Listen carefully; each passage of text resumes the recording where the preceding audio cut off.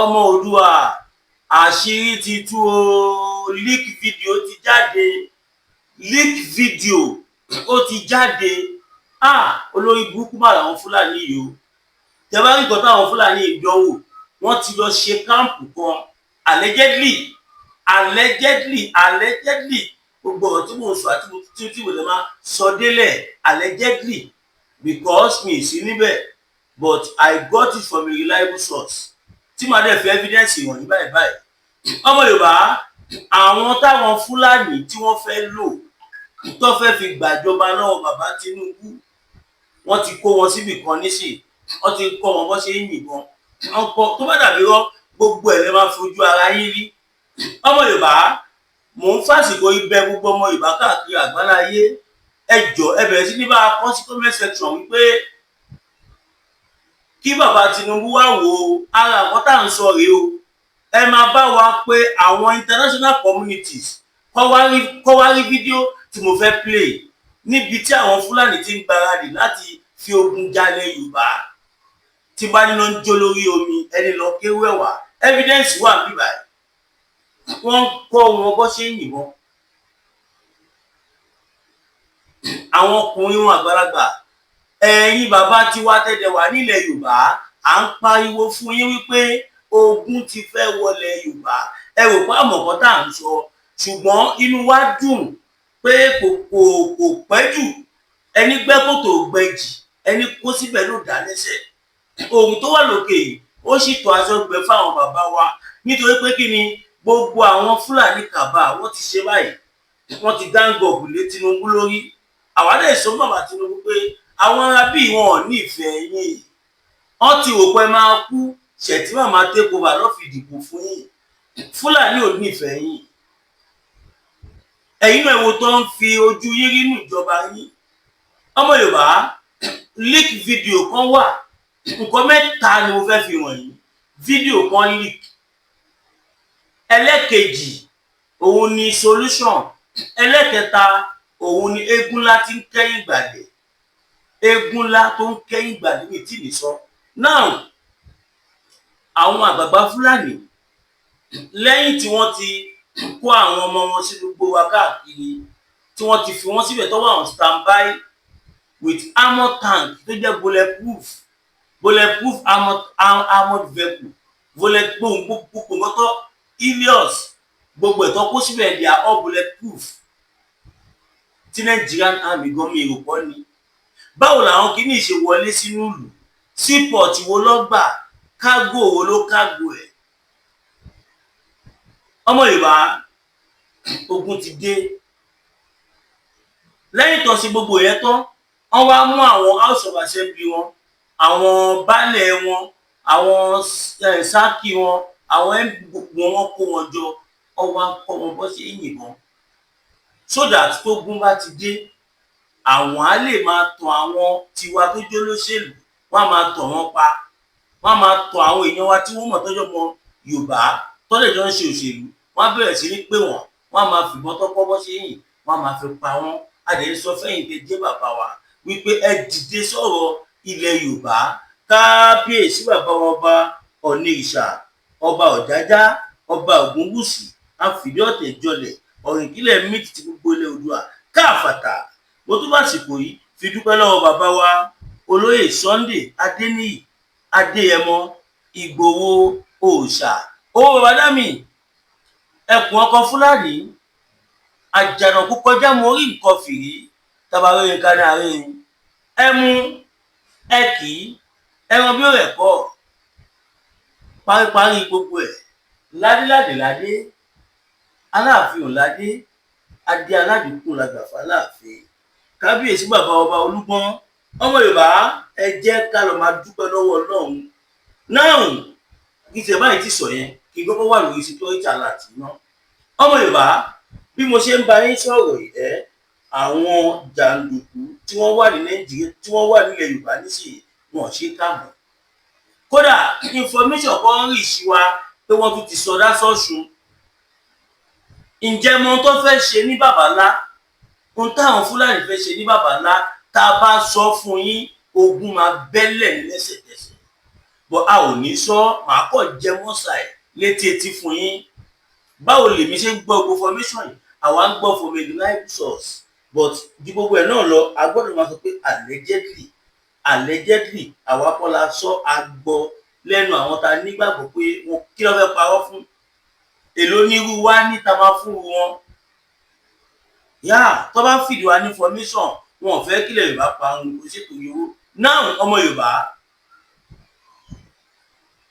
àwọn Fúlàní tí ń gbé ìgbésẹ̀ kan ní Kwara State. Kí ni ìgbésẹ̀ yìí? Ìgbésẹ̀ yẹn ni wípé bí Sambisa Forest ṣe wà, wọ́n ti fẹ́ sọ bàbá ńlá, wọ́n fẹ́ sọ òun náà di Sambisa Forest ilẹ̀ Yorùbá. Àìdá Kwara yẹn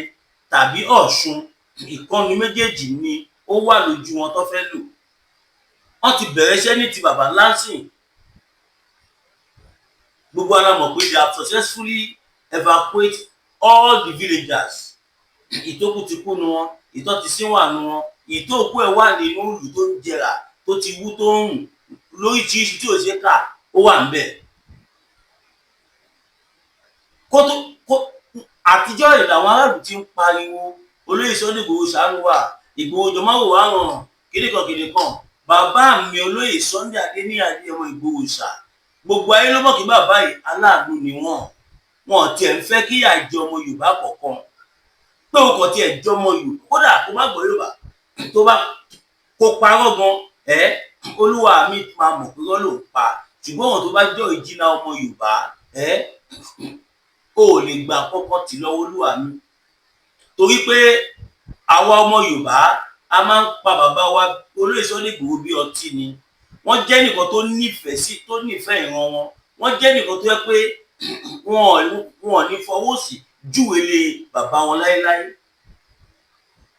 Kí ni bàbá wa olóyè Sunday Igboho fẹ́ tọ́lọ́run ti ṣe fún wọn? Kò sí. Àṣejù ní private jet, Mercedes Benz ti wà pa.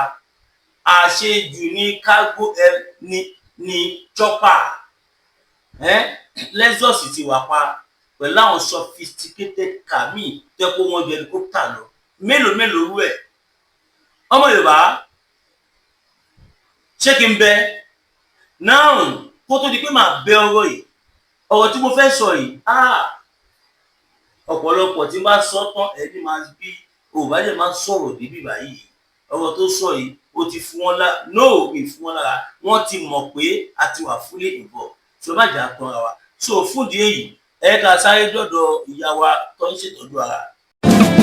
Oríire ti dé gbogbo èèyàn ìpínlẹ̀ Ọ̀ṣun àtàgbègbè rẹ̀. Oriflame product ti wá kalẹ̀ kà sípínlẹ̀ Ọ̀ṣun báyìí, ẹ máa jó ẹ máa yọ̀. Ǹjẹ́ ìwọ fẹ́ di alágbàtà, aláràtúntà, àbẹ́fẹ́ mọ̀ rà ní bọ́ndù àbílẹ̀lẹ̀ yọ. Àní B Beauty Empire ti wà níkàlẹ̀ fún yín láti ta ojúlówó Oriflame product fún yín bẹ́ẹ̀ bá ṣe fẹ́ sí. Àwọn Oriflame product bíi skin care, fragrance, wellness àti bẹ́ẹ̀ bẹ́ẹ̀ lọ. Bákan náà nílé iṣẹ́ Àní B Beauty Empire ti ń ṣe ìdánilẹ́kọ̀ọ́ fẹ́yìn tẹ́ ẹ fẹ́ nímọ̀ nípa bá ti ń ta Oriflame product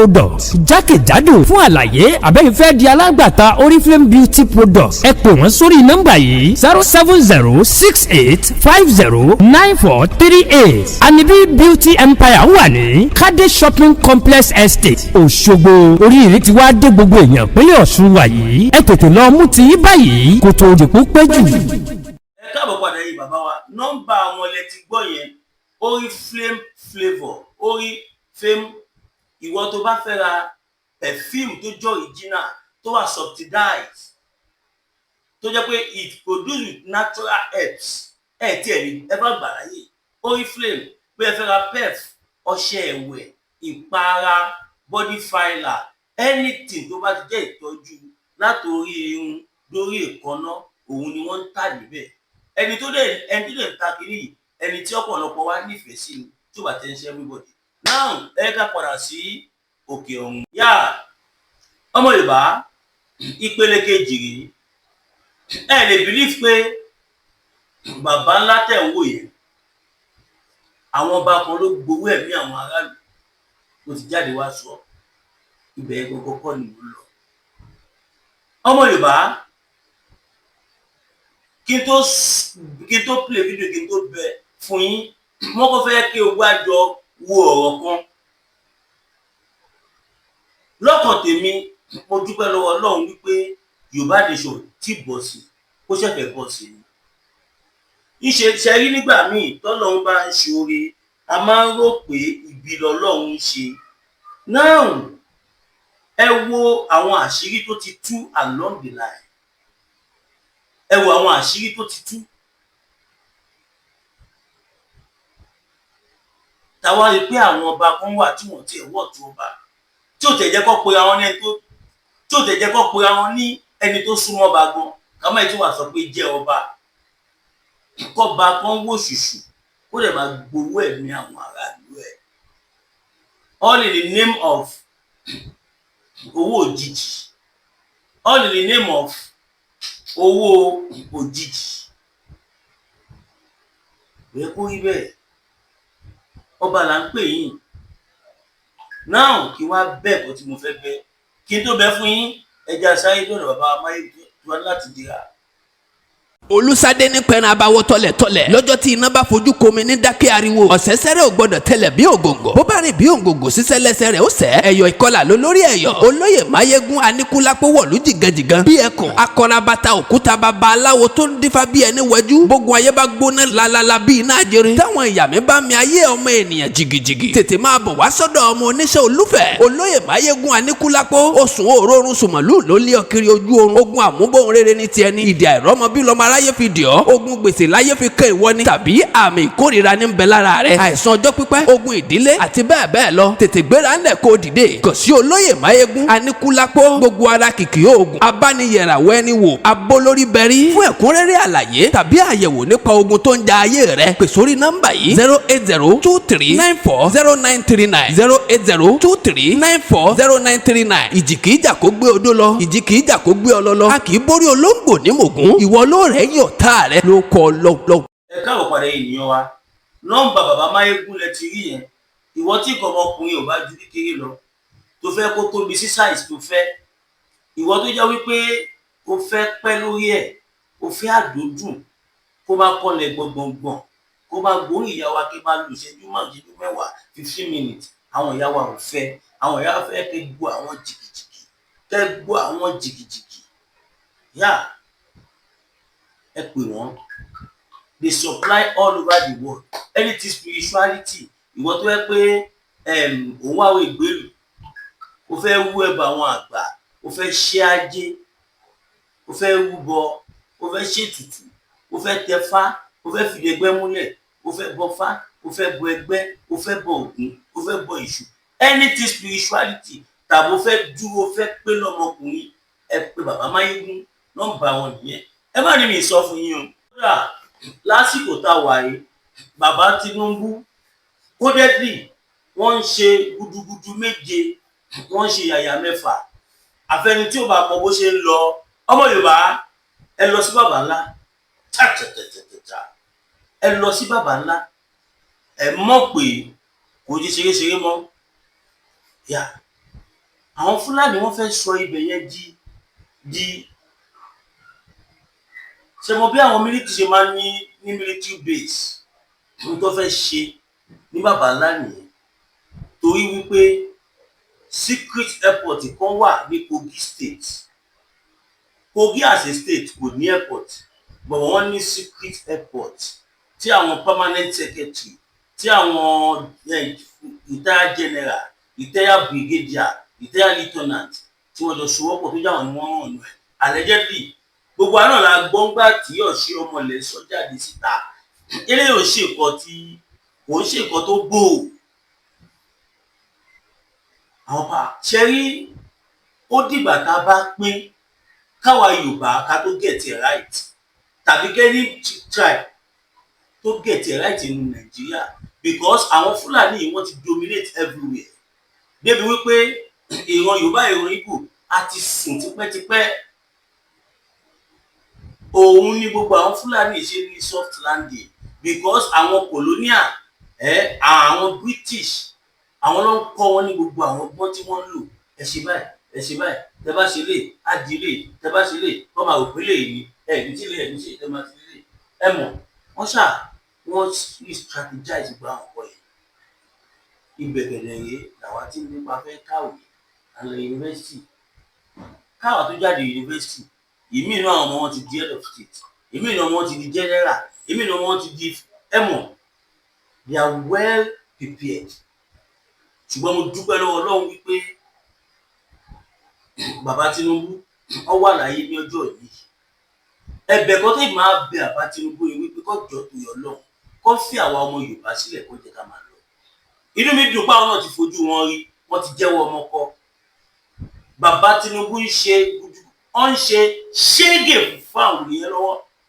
bàbá Tinubu ti jẹ́ káwọn Fúlàní ẹ mọ̀ wípé wọn ò jẹ́ nǹkan kan nísìnyí báyìí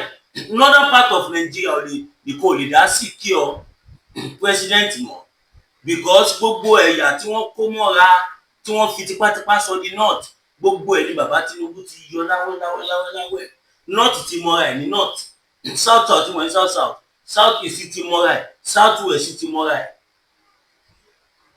gbogbo àwọn fake population táwọn náà ti máa ń lò gbogbo ẹ̀ ní bàbá wa Bọ́lá Ahmed Tinubu ti fagilé ẹ lọ kọ́lẹ̀ ẹ wo bí El-Rufai bó ṣe ń bọ̀ ẹ wo bí Sultan of Sokoto tó ṣe ń bọ̀ torí pé wọ́n mọ̀ pé òmìnira Yorùbá ní gbogbo nǹkan tó ṣẹlẹ̀ yìí máa já sí wọ́n ti rí ibi tá a ti ṣiṣẹ́ dé òun lè ṣe El-Rufai tó fò sókè tó ń jára mọ́lẹ̀ ayé ń já ó mọ̀ pé tílẹ̀ Yorùbá bá ti lọ ó ti tán kò sí nǹkan tó ń jẹ́ Nàìjíríà àwa la gbé Nàìjíríà dúró náà ìdí nìyẹn tó yẹ jẹ́ wípé àwa la gbọ́dọ̀ máa pàṣẹ àwa pàṣẹ nìyẹn àwọn ìran àtọ̀hún ìwà kan wọ́n bá dúpọ́ gbé ẹ̀sìn wá ẹ̀sìn ọ̀tọ̀lẹ̀sìn àwọn ò gbé ẹ̀sìn wá ẹ̀sìn ló gbé wá ẹ̀sìn shame òun ló gbé wá ṣùgbọ́n a dúpẹ́ lọ́wọ́ àwọn bàbá wa wípé ojú àwọn bàbá wa ti là bàbá wò sínú àwọn bàbá tó ń fi gíláàsì fi gba ọmọ 1 million lọ́wọ́ ẹ̀ tó máa gbé gíláàsì wá tó máa gba ọkùnrin tó lọ bí abẹ 20 just with the exchange of a mirror can you imagine mirror glass tó bá tún fọ́ ó tún ní ọmọ tó tún máa fún wọn kó tún bá wọn pààrọ̀ ẹ̀ tàbí kó tó bá wọn lẹ̀ ẹ̀yẹ̀ nínú ẹ̀wù ìgbésí ayé ọmọ Yorùbá kó tó di pé mo bọ́ sí eégún láti ń kẹ́yìn ìgbà yẹn ẹja sáré déka ìpolówó ọjà padà. Aula Bitter Tea ẹkùn tí ń wọ̀yá àjà pẹ̀lú àwọn kíndìnrín tó ní stone nínú ìyẹn kidney stone yóò mẹ́ẹ̀tì ẹ̀ tẹ́sí yádànù nínú àgọ́ ara yín òun kan náà ló ṣiṣẹ́ fún liver ìyẹn àìsàn jẹ̀dọ̀jẹ̀dọ̀ a sì tún máa ṣiṣẹ́ fún ààtì ìyẹn ìṣòro àìlèmí sókè sódò dáadáa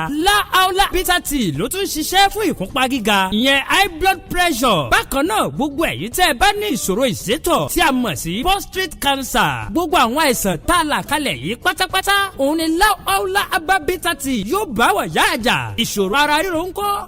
Aula Bitter Tea òun ni kẹ́ ẹ gbẹlura láti wá rí egbòogi Aula Bitter Tea rà àbí tẹ́ ẹ bá fẹ́ mọ ibi tí wọ́n tẹ̀dó sí ẹ mẹ́sẹ̀gì wọn lórí àwọn WhatsApp numbers yìí +44742527137 àbí àwọn Nigeria numbers yìí 08033194355 tàbí 08026265000 kò bára rí ẹ̀rí inú ẹ̀jẹ̀ ti kàn jẹ̀gbọ̀n lọ́wọ́ Aula Bitter Tea gbẹ̀lura kò rí yàtọ̀ bẹ̀. ẹ̀yin ìyá àti bàbá mi ẹ má gbàgbé mi ọmọ yín Masbi TV o lórí ọ̀rọ̀ mọ́tò tí mo ní mo need ẹni tó lọ bá bùkún fún kó ṣàánú mi kò wá jẹ́ pé fẹ́ gbé fún mi kò wá jẹ́ pé fún mi lówó kí lọ rà inú mi á dùn torí gbogbo bá ṣe orí yín sì báyìí ṣẹ̀ṣẹ̀ bẹ̀rẹ̀ báyìí gbogbo ilẹ̀ Yorùbá la fẹ́ máa lọ káàkiri àrùn gbogbo mo ṣe tọrọ mọ́tò wọ̀ káàkiri sí gbogbo ẹ̀yẹ kò dáa tó mo mọ̀ pé ìyá àti bàbá mi ń tẹ̀lé ṣe ni ẹ ṣàánú mi máa wò mí níran tí mọ́tò bá wà èmi fún ara mi màá lè kó àwọn ọmọ tó ń bá mi ṣiṣẹ́ bíi 5 sẹ́yìn ẹni rally tàbí ẹni àwọn ènìyàn tá a bá lọ ṣe ó tún máa jẹ́ kó wà mọ́ láwùdà gbogbo ń jẹ́yàn kan lọ èmi nìkan tó kó tún wá jẹ́ náà nìkan tá a bá tẹ́lẹ̀tẹ́lẹ̀ tó wà à ń ṣàtà mọ́tò àgbọ̀ yìí sí ìbàdàn sí kankan mọ́ kò sí tó fún mi ní any support ṣùgbọ́n náà wò fi mí sílẹ̀ àtàwọn ìyá àti bàbá mi kọ̀ọ̀kan tó lọ́ máa ń lò fún mi wọ́n sì ní dúró mu ọmọ Yorùbá ẹ support mi a ní ìdí irinṣẹ́ àti gba studio kò sí irinṣẹ́ ìrìnsẹ̀ ọ̀bí àbí 10 million ọ̀tọ̀ nìyẹn ìsìn báyìí ẹ̀yin náà wọ́n á níta àṣìláṣì oníṣègùn palace bẹ̀rẹ̀ ti rí mi bí palace mo dáyẹ kẹ́ńsì ìgbà tí màá fi padà dé bẹ́ẹ̀ wọ́n ti fẹ́ ṣetán palace bíi adi mẹ́ta ṣá ní èmi mítọ̀ tó ń rìn mọ́tò ẹni tó bá máa tẹ̀lé mọ́tò ilé ọ̀sìn wọ́n ní mọ́tò tó jẹ́ V6 plọ́ọ̀gì mẹ́fà tí ò ní jẹ́ 4 plọ́ọ̀gì mọ́tò tí mo lè wà nínú tó gbé mi káàkiri bóyá gan ló ní up to 4 plọ́ọ̀gì gan mi mọ́ so ẹ sọpọ́tì mi olú agbó àpọ̀ ní gbọ́dọ̀ rẹ̀ fẹ́ẹ̀ tí wọ́n lè fún wa ní nǹkan tẹ́ o pé mi fẹ́ pé èdè tó fún ẹ̀kọ́ kíkọ̀ sí tèmi fọ́lọ̀ kí wọ́n kí mi sí 021 41 68704 021 41 68704 GTB Williams Olúwatósìn ìdájọ́ máa ń lóye fẹ́ẹ̀ tí wọ́n fẹ́ gbé ìpolówó ọjà fún wa tàbí ẹlẹ́rìí tí tẹ́fẹ́ bá wa sọ ẹ̀kọ́ wa tó yí +229 5774 7970